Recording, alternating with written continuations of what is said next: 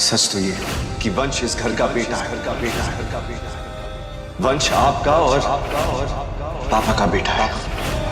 अब ये तुम्हारा एसीपी मेरी जगह है और मैं इसकी जगह। ये अनाथ और मैं इस घर का बेटा।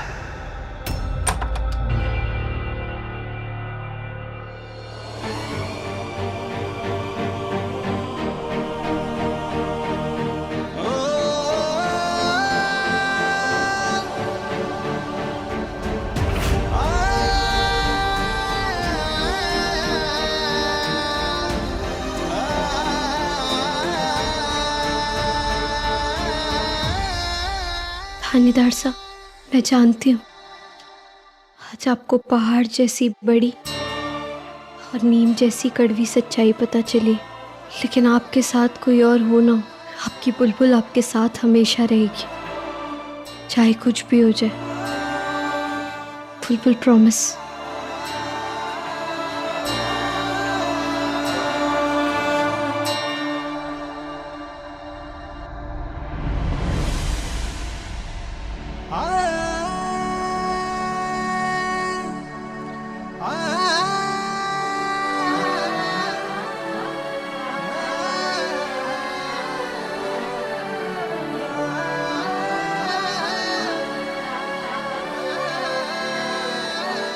मुझे पता है आपके मन में अभी तरह तरह के विचारों की रेलगाड़ी चल रही होगी, है ना?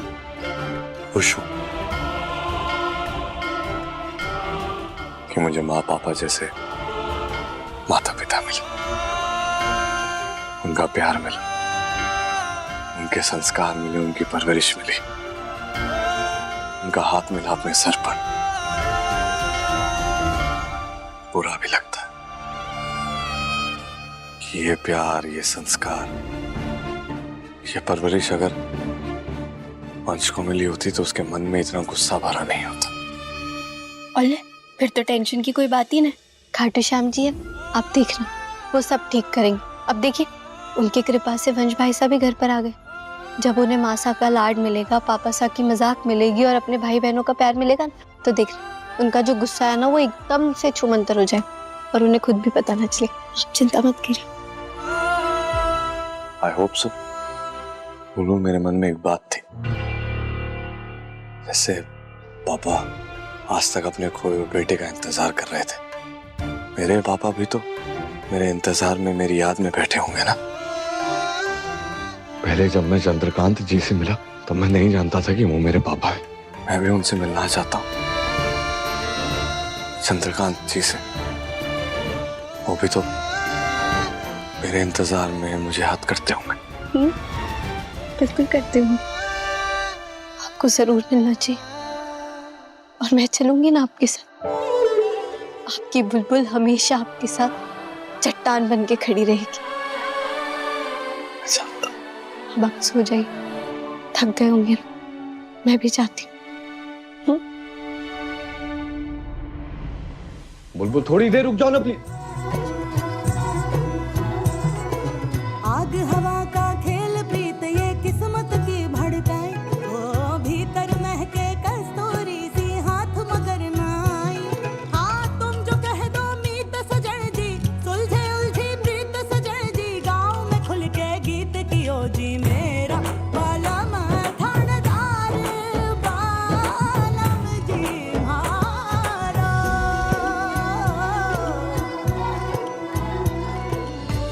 मारे को लगता है कि मासा का जो बोर्ड है ना, मैं उस पे लिख दूं ताकि आते जाते आपको याद रहे। 2 महीने और 1 हाथ की दूरी। तुम्हें जाना है मुझे छोड़कर बुलबुल? जाओ, नहीं जाओ ना, जाओ जाओ। खफा हूं मैं तुमसे। हाँ। गुस्सा तुम्हारे से? गुस्सा करना ना सिर्फ पत्नियों का हक होता है, पतियों की ड्यूटी होती है उन्हें मनाने की। आप है ना रोल मत बदलिए। ऐसे आप गुस्सा क्यों है हमारे से? तुम्हें नहीं मालूम? सब कुछ पहले से मालूम था ना बुलबुल तुम्हें? मुझसे पहले से सब कुछ जानती थी, इतने वक्त से सब कुछ जानती थी। बोल सकती थी ना बुलबुल, तुमने फिर नहीं बताया मुझे।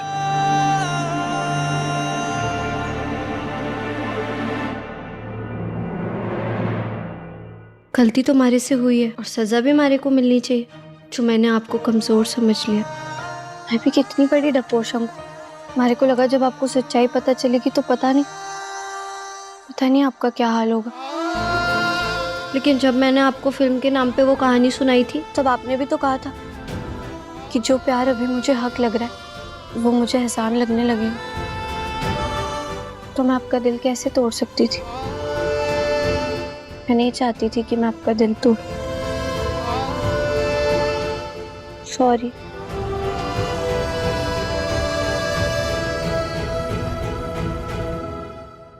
टूट तो मैं गया था बुलबुल एक पल के लिए। आज तक जिसको मैं अपना हक समझता रहा वो एक पल में एहसान बन गया। एकदम से लगा अकेला हूं क्या मैं। फिर महसूस किया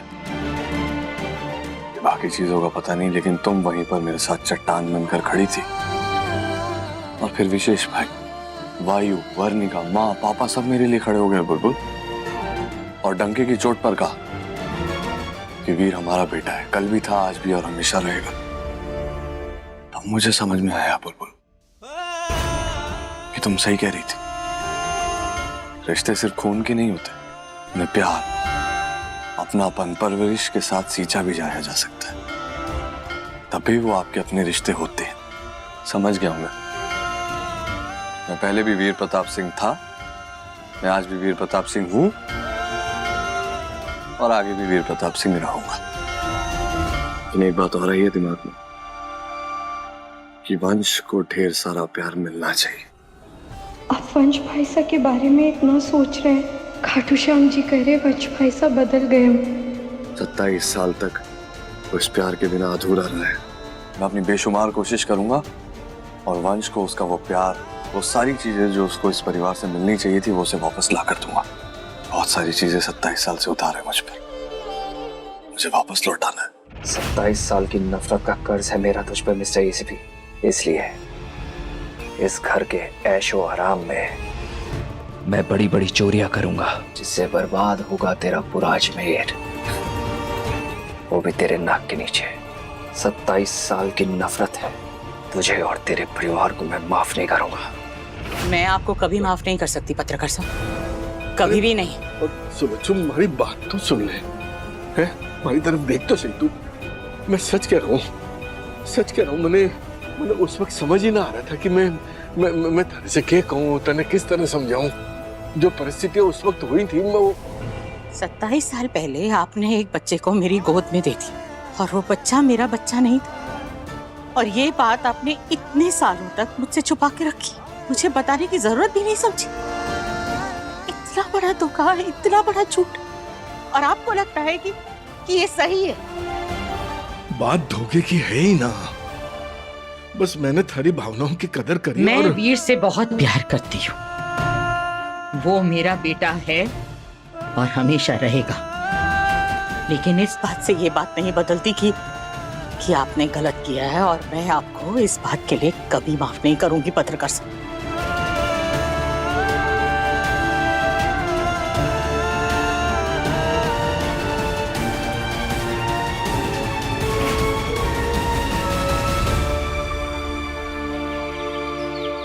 गुड मॉर्निंग मारी बेस्टम बेस्ट मासा। खुश रहो। बोले ये सब क्या? आलू के पराठे, खीर, गट्टे की सब्जी, बैंगन की सब्जी, दही, आलू की सब्जी, ये सब इतना सब कुछ आपने अकेला बना लिया? ये सब थानेदार साहब के मनपसंद का खाना है ना? और क्या, क्यों नहीं बनाऊंगी मैं? वो क्या है ना कि मेरे दोनों बेटों का जन्मदिन है आज, अपने हाथों से खाना बनाऊंगी। दोनों का अन्नप्राशन भी है, अपने हाथों से खिलाऊंगी। वीर को क्या पसंद है ये तो मुझे पता है, लेकिन वंश की पसंद नापसंद वो जानने में थोड़ा समय लगेगा। बस मेरी तो भगवान से यही प्रार्थना है कि जो भी बनाया है वो उसे पसंद आ जाए। ये कोई ऐसा वैसा खाना थोड़ी ना, इसमें आपकी परवा की मिठास है, लाड की चाशनी है, तो ऐसे कैसे नहीं अच्छा लगेगा? बिल्कुल अच्छा लगेगा। अब वो वंश भाई सा कैसे कहते हैं? सबसे पहले तो वो आपका ऐसे आपके हाथ चूमेंगे और फिर बोलेंगे वाह डार्लिंग क्या खाना बनाया है।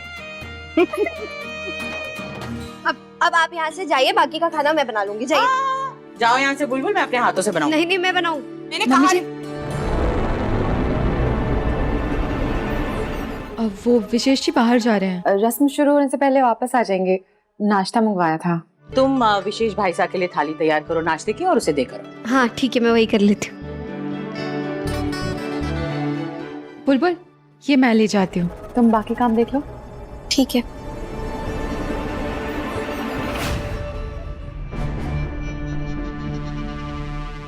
काम बाद में कर लीजिएगा, पहले नाश्ता कर लीजिए। सब कुछ कितना अच्छा हो गया ना, सब कितने खुश लग रहे। बस सब ऐसे ही रहे। मतलब मम्मी जी और पापा जी को सच पता चलने के बाद उनके मन में कोई भेदभाव नहीं आया। बहुत अच्छी बात है। बस अब वीर कुछ उल्टा सीधा ना सोचे। आफ्टर ऑल मम्मी जी और पापा जी ने इतना भरोसा किया है उन पर, घर और बिजनेस उनके नाम करके। सृष्टि, तुम फिर से शुरू हो गई। Not at all. आप बैठिए, मैं ऐसा कुछ नहीं कह रही हूँ। अब देखिए, जब तक हमें पता नहीं था कि वीर देवर साहब मम्मी जी और पापा जी के बेटे नहीं हैं, तब तक तो कोई सोचने वाली बात ही नहीं थी। लेकिन जब से पता चला है कि वीर एक क्रिमिनल के बेटे हैं, तब से थोड़ा डाउट आ ही जाता है। मतलब वीर वैसे तो बहुत अच्छे पुलिस ऑफिसर है, बट उनके पिता तो एक क्रिमिनल ही थे ना। भले ही वो खबरी बन गए हों, लेकिन एक क्रिमिनल हमेशा क्रिमिनल ही रहता है। पता नहीं खून कब अपना असली रंग दिखा दे। चोर का बेटा चोर टाइप्स।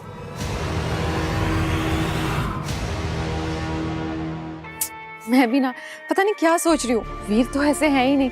मुझे इतना सोचना नहीं चाहिए। अब आप चाय पीजिए, लीजिए। शक का बीज मैंने बो दिया है। अब आज अन्नप्राशन की रस्म में जो बड़ा धमाका करूंगी, उससे ये शक की चिंगारी भड़क के शोला बनेगी। लीजिए।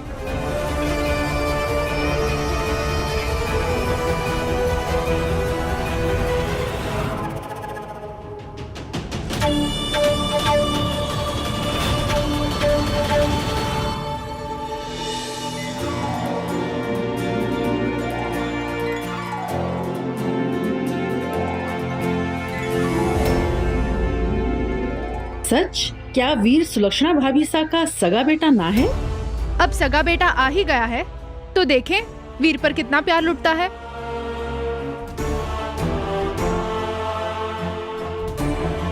अपना तो अपना ही होता है, और पराया जितना मर्जी प्यारा हो, बाहर वाला बन ही जाता है।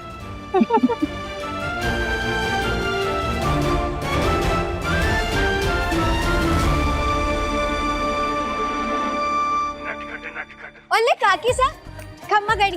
वैसे पता है, आप सबको पता है, कार्तिक मास पे अगर कान्हा जी के 108 अलग अलग नाम लो ना, तो जितने भी पाप होते हैं ना, वो ऐसे ऐसे धुल जाते हैं। सच में? मैंने तो ना सुना पहले कभी। आपने ना सुना? चलिए कोई बात नहीं, अब हमारे से तो सुन लिया। और भगवान जी का नाम लेने से अच्छी बात और क्या हो सकती। चलिए हम भी शुरू करते हैं। मैं ही शुरुआत करती हूँ। श्याम सुंदर, मुरलीधर, गोपाल, यशोदानंदन। एकदम सही कहा आपने, यशोदानंदन। वैसे आप सबको तो पता ही होगा कि मैया यशोदा कान्हा जी की अपनी सगी माना थी, लेकिन फिर भी उनके रिश्ते को पूरी दुनिया सगा मानती थी, है ना। उनकी पूजा करती है, उनके रिश्ते से बहुत प्यार करती है, आरती भजन सब गाती है। और आप सबको एक मजेदार बात बताऊं, आप सब ने कान्हा जी के अलग अलग नाम लिए, लेकिन किसी ने भी देवकी नंदन ना कहा, सबने यशोदा नंदन का। जो माँ पाल पोस कर बड़ा करती है, उसकी ममता पर हम शक कैसे कर सकते हैं। रिश्ता चाहे खून का हो या फिर दिल का, दोनों में जो माँ की स्पेलिंग होती है ना, वो सेम टू सेम ही रहती है। बिल्कुल निस्वार्थ और बिल्कुल निष्पक्ष। जैसे किसी माँ का बच्चा उसकी कोख से जन्म लेता है, तो किसी का उसके दिल से। और उनकी ममता पर हम शक तो नहीं कर सकते ना।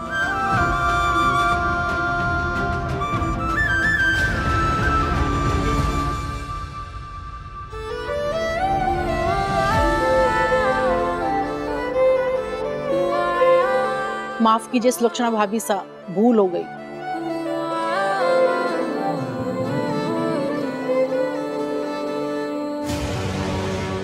मैं जानती हूँ तुम और वीर अपने प्यार से ऐसा जादू चलाओगे कि वंश को भी सारा परिवार वही प्यार देगा। एक बात कहूँ, मेरी ये जो बीनी है ना, इमरजेंसी लाइट लेके ढूंढने पे भी ना मिलेगी ना, है ना? और कुछ पूछना चाहती हैं आप?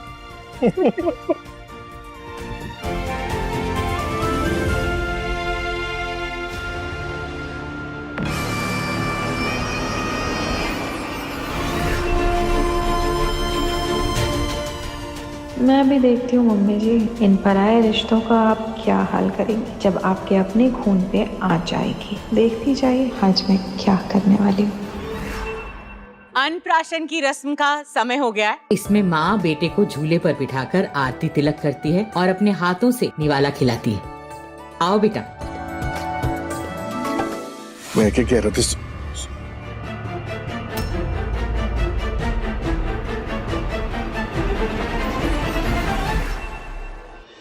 पापा, मुझे लगता है हाई कमीशन ने आपकी माफी की अर्जी की पतंग काट दी। गलती भी तो इतनी बड़ी करी है ना मैंने, इसकी सजा तो मिलनी थी। अगर इसके आगे थारी माँ के सामने अगर मुझे नाक भी रगड़नी पड़ जावे ना सालों तक, तो भी मैं कर लूंगा। पर पापा, अभी जरा विधियों पे ध्यान दे।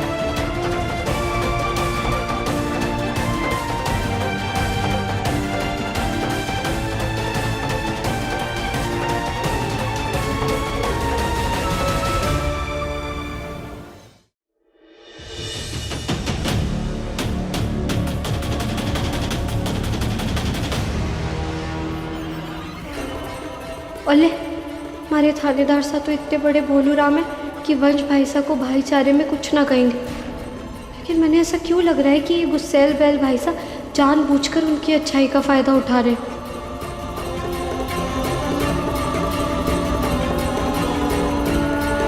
ओले, कान का चूरा देखिए, कान का चूरा यहाँ पे देखिए। अरे आपको काटना ले, देखो ऊपर है, ऊपर ऊपर यहाँ पे। अरे देखो देखो, बुलबुल जल्दी देखिए।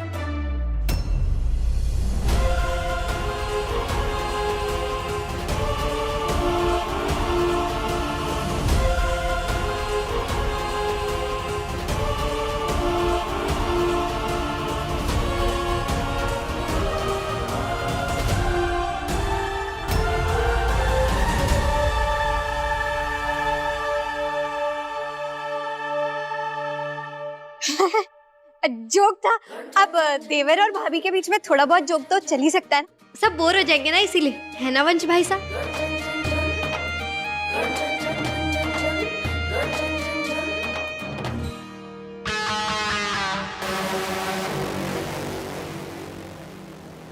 चुलबुल बुलबुल, जितनी नौटंकियां करनी है कर लो, लेकिन जब मैं अपना असली रूप दिखाऊंगा ना, तो ये हम साथ साथ है फैमिली मुझसे डील नहीं कर पाएगी। भूलो मत, एक वंश 100 पे भारी।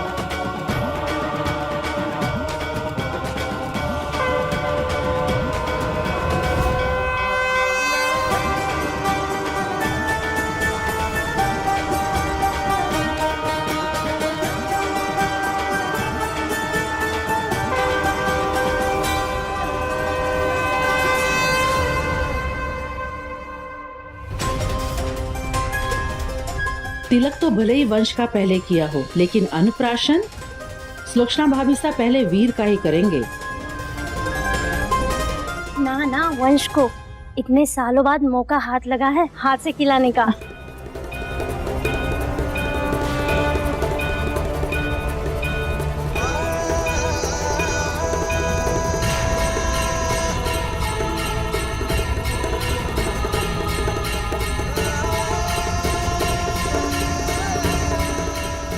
मासा किसको पहले खिलाएंगी?